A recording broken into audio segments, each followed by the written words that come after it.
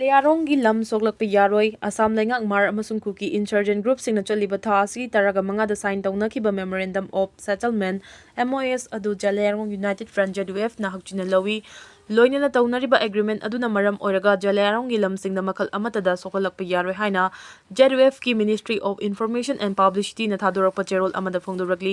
cherol adugi matungina Assam Hmar amasung Kuki insurgent group singna MOS ama sign tawnariba adu santi thamnanabagi miyengdadi thagatpa phongdoi aduga lamdam asige yelomi oriba furup singdadi ikai khumnagadabani MOS adugi khudong chaba lawduna sign tawnabada yawriba lalholup singna makhoigi operation jurisdiction pakthok chawthoraknaba honaraglabadi yaba ngamloi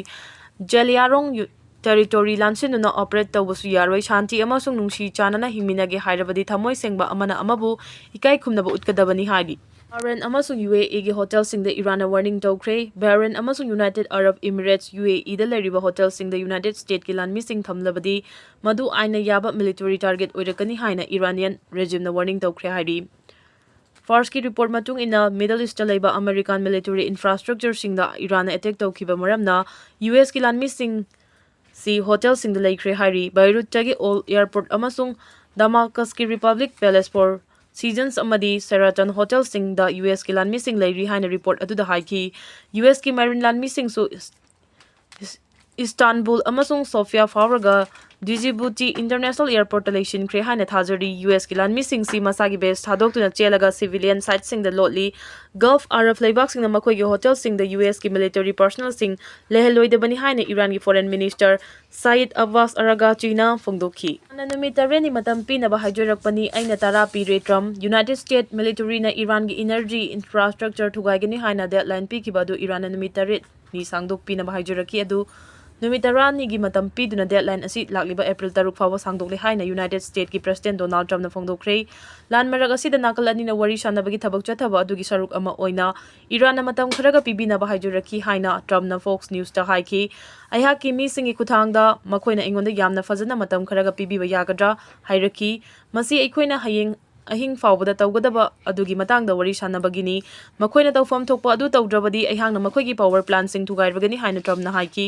makhoina numitareni matam pina ba hairakpani adubu makhoina Strait of Hormuz fawraga thawgi tanker nipan United States ta khudol tawrakiba maramna aihangna makhoida numitarani gi matam pikibani haina President Trump na haiki sia amasung Slovakia Republic ki Foreigner National Earning Protected Area Permit yauduna changlakpadagi Mizoram Police na fakre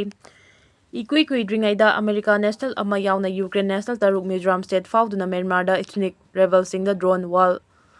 welfare training tawi haibigi marada National Investigation Agency NIA na faduna investigation chatharingai cherak asida Russia amasung Slovakia Republic tagi foreign national ani state asida protected area permit PAP yauduna changlakpadagi security force na detail tawkre hairi Mizoram gi Inspector General of Police Headquarters H. Ramthaleng Liana Hai tha sigi kungamari da Mizoram gi Indo-Myanmar border da Leiba Sia district ta Assam Rifles na chahi 59 rom suraba Slovakia National amafaki aduga makhata na tha sigi kungamanga da Mizoram amasung Tripura ga tainaba Mamit district tagi Border Security Force BSF na Russian National amafaki hairi official asina makhata raduna hariba foreign national ani asi makhoigi valid oiba visa amasung passport sing pairam basu Mizoram state changlakpada tangai fadana paidaba yadaba PAP pairam khide hari security force sing na hariba foreign national ani detail tawraba matung police na sinakre haina official asina phongdoragli security force na detail tawkiba chahi 93 rom suraba Russian national asi Agartala dagi cycle thauduna Mizoram tamna changlakhibani aduga Slovakia national asina Thailand dagi Kolkata da laklaba matung Mizoram da changlaktuna Myanmar da pangthokadariba water festival asida Mizoram fawraga Myanmar da changnaba tharang torambani hairi Panbayai India government na Arunachal Pradesh Sikkim Manipur Nagaland Mizoram Jammu and Kashmir Himachal Pradesh Rajasthan amasung Uttarakhand state singi saruk khara asi protected area singni haina khangnari adubu 2011 da PAP regime asi Manipur Nagaland amasung Mizoram state singda khara relax tawduna tourism apangal kangkhat na bahona duna lakibani election asi makhata na 2022 da Thokiba order amana 2027 fawba sangdokhibani hariba state asida Afghan Pakistani amasung Chinese national sing changbada thingba thamli adubu Ministry of Home Affairs na security amasung yumlon naba leibak singdagi ain kaina changsilakliba immigrant sing thingnaba Mizoram Manipur amasung Nagaland state singda 2024 gi December 13 tagi hoduna PAP asi nongna thamlakhibani Operation security ng kulay kaya fagatpa ngamkhibada nantana lalhouba manga so fagatpa ngamkhre. Manipur Police amasung Central Security Force sing nahokiba pung kunmarigi asida Manipur ki ching amasung tampaki mafam singda chathakiba counter insurgency operation singda masing yamlaba khusu kulai amasung lalolup singa mari leinaba kader sing faba ngamkhre hari. Manipur Police ki paugi matung ina Imphal West District ki Pasoi Police Station ki manung chanba moidang pok khunau da lalhouba singna loishin Duna thamlamba oigani haina chingnaba khulai sing fagatpa ngamle hairi fagalaba khusu khulai sing adudi local ball action single barrel gun ahom magazine single loina na pistol ani 2-inch mortar ama anti riot kuntraga nipan cartis mari 7.62 ammunition manga bulletproof vest ama green belt ama bag ani fagat pangam ki haidi amarom the security force ki apun batim ama na Technopal district ki More police station ki manung chanba border pillar 78 amasung 79 de chathaki ba combing operation da aina thingkraba lalolup People's Liberation Army PLA gi active cadre ni haiba chongtham na now sing allies khunau kungamapan Laifam Kakching District hariba mioi asifa bangam ki hari atopa operation amadana security force na More police station gi border pillar 73 amasung 74 manakta gi lalhouba kanglaipa Communist Party KCP ga mari leina bani haiba angom lemba maitei allies liklai ngamba kungataruk Imphal East amasung lalhouba kanglai yawol kanna lof KYKL ga mari leina bani haiba yumnam boni maitei allies yaitamba ni fugani thoi Imphal West hariba mioi ani si fabangam ki bani hari security force na Imphal East District lamlai police station gi mafam amada chathakiba operation amada aina thingkraba lalhouba Revolutionary People's Front RPF PLA gi active cadre ni haiba chingakham nongpok nganba kungama thoi fabangam kibaga loinana mangondagi mobile phone ama fangbangam le hairi amaramda 2022 da Sagolban takhilamam leikaida bomb pokhai bigi thaudo amada chena bani haiba aina thingkraba lalhouba United National Liberation Front UNLF P gi member ani haibadi thongam Premjit Singh nipugamapan Thangmaiban Kangabam Lekai de Laiba Mayumdagi Fabangam Kibaga Loinana Mangondagi Security Force na mobile phone ama amasung Aadhaar card fagatpagam le haibi Omanda drone attack chathar pada manga sokle Oman gi Salala port ta chathar kiba drone attack ta Indian manga so open nang le haina Abu Dhabi gi authority singna phangdokre West Asia da thorakli balan gi fibam khudong thiningai oiba thak yorok pagal loinana Iran gi tongan ba nuclear facility singda Israel na nongthaktagi akan mamong da attack chathaba hore tha amarom fajilaglaba West Asia gi lano shida Malengi mafam kaya da chobachai thing ama piraklabaso United Nations na haijurakpadagi matung ina Strait of Hormuz ta mioi bigiting bang amari leinaba polam amadi agricultural products hondok honjin tauba yalagani haina Iran lauthokre malemgi oina khwaidagi maru oiba ising lambi singi manung chaliba Strait of Hormuz ta numit khudingi sungdoktriba thau amasung fertilizer kaya marum hondok honjin tauduna lakpani lambi paring asida athing batham kibana thau amasung natural gas phangdabagi awaba mayoknaragadra haina malemgi mioi ayambana mi paiba poknarabasu Masidagi hena chobajai theng ama pirakpa yaribasi lahu singugi lamdani hairi alda hanagi Prime Minister Oli hanagi Home Minister Lekha Fare mamang chaida horakiba Genji gi protesta laukiba thaudang amari leinana Nepal gi hanagi Prime Minister KP Sharma Oli amasung hanagi Home Minister Ramesh Lekha Fare haina report amana phongdokli Balendra Sana Laiba sig anaba Prime Minister oina thau pukhraba matung da thaurang asi lokhalakpani ayuk angan badang asi KP Sharma Olibu Gunduda Laiba Mayumdagi Faraga Puthoraki Lekhapuna Surya Binayak Chalaiba Mayumdagi Faraga Purakibani Lekhapka Loinaba Janaf Betana Fongdoki Bagi Matung in a police team Adumangdong na Pao Amata Pirak Patogdana Lekhapki Mayum Dalaki Faraba Mioi Anina Chekshil Hodaba Amasung Mathau Taba Tharang Local Hodabana Mamang Chegi September Thada Houjik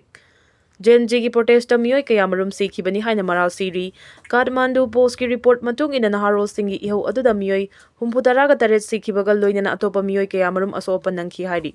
Ngarang numidang Ukrul district ki Litan Sarai khongi Kuki khulsing da masakhang da bakulai paiba sing na nongmai kapsen nuna landara kre Kuki CSO working committee Nongmanini asida Ukrul amasung Kamjong district singi khulsing da nongmai kapna bagi thaudok lepkhraba ngarang numidang pung tara ga minit tara rom taba matamda Ukrul district ki Litan Sarai khong Belta Kuki sing na nong na kundariba khulsing tamna masak khangdaba khulai paiba group sing na aphaba makhalgi khulai sijinaduna nongmai round kaya kapsilaktuna attack chatharakpadagi khunja sing mipaina kre haina Kuki CSO working committee na phongdorakli ngarang numidang Kuki khulsing da nongmai kapsinuna chatharakiba attack sing adu armed militant sing aduna Ukrul district ki New Haven Rom dagi Chepu Howland Kuki khultamna nongmai sing kapsilakibani hairi adubu thaudu aduda khunja sing aso apandi yaukide hairi matam khara Ukrul amasung Kamjong district ki khulsing da Kuki militant amasung Tangkul village volunteer singi marakta nongmai kamna bagi thaudok thokraba matung Kuki gi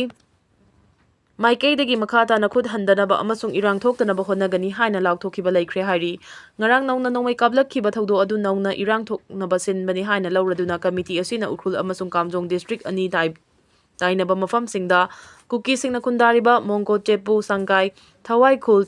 Chasat ka nakna khundariba Levlen amasung Timpibung singdasu tatana arm militant singna attack chathaduna aki akhang thokhanduna lakli hairi. Karigumba thaudok sing asina khunja singba aki tujungba pokhanbada natana irang thoktun leiriba mafam sing asida amuki hena irang chawk thoraknaba sinbani haina lawi hairi. Hengalakliba irang asiga mari leinaba lainga ke authority sing amasung tangkhulgi apex body singna tumina leishiliba asida nungnangba fongdokladuna kayam kuina arm militant sing athingba pidana operate tawhanduna thamkigani haiba wahangsu hanglakli. Andhra Pradesh Same ki thorum yaruba sing tongba bus ka atopa gariga thomjinnabada tara sire kunthraga mathoi soklei. Madhya Pradesh ki Chindawara district ta ngarang numidang bus amaga pickup vehicle amaga thomjinnabada mioi tara sikhibaga loinana aruba phibam da khara yauna atopa kunthraga mathoina sokle haina official singna phongdokre. Official singduna phongdorakpa matung ina bus adu Chindawara city ki police ground ta pangthokpa Chief Minister Mohan Yadav na tongan-tonganba project sing sangaba amasung uref uyung tambagi thorom amada saruk yaraba mioi sing purakhibani. Laibak thiba thaudo amada mioi kaya misi minanang kibadu Chief Minister Yadav na thamoi sokna nungaitaba phongdokhibaga loinana laikhidraba singi imungda lupa lak mari amasung asokpa singda lupa lak amamam piragani haina lauthokre. Masigi mathakta asokpa pumnamak lemna layengani haina su Chief Minister na lauthokre. Chindawara gi Superintendent of Police Ajoy Pandey na PTI da phongdokpa matung inna thaudo adu ngarang numidang pung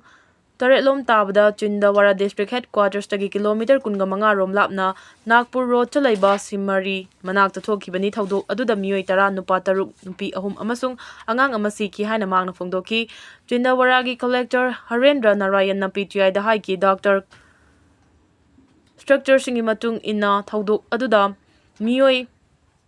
Doctor Singi matung ina thaudo aduda mioi kunthraga mathoi soki asokpa sing adu district hospital amasung atai manak nakpa medical facility singda layengli haina phongdok laduna mangna haiki hauji asokpa ahum mari gi phibam luri. Narayan na haiki laikhidraba mioi tara dugi manungda nipana bus aduda tonglakhiba singni aduga atopa aniduna pickup vehicle adugi driver amasung cleaner ni.